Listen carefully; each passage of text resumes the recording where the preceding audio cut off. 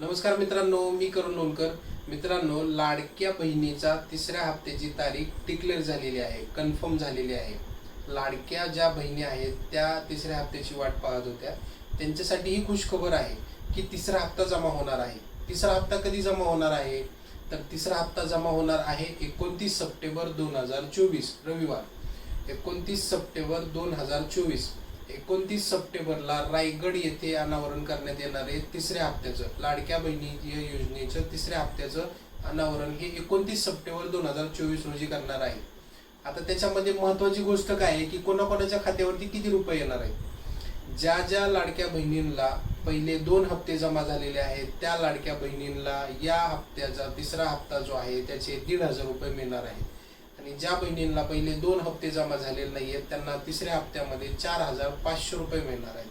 लक्षात ठेवा, पुन्हा सांगतो, ज्या ज्या लाडक्या बहिणींना पहिले 2 हप्ते जमा झालेले आहेत त्या लाडक्या बहिणींना 1,500 रुपये जमा होतील. आणि ज्या ज्या लाडक्या बहिणींना पहिले 2 हप्ते जमा झालेले नाही आहेत त्या लाडक्या बहिणींना एकूण 4,500 रुपये त्यांच्या खात्यावरती जमा होतील.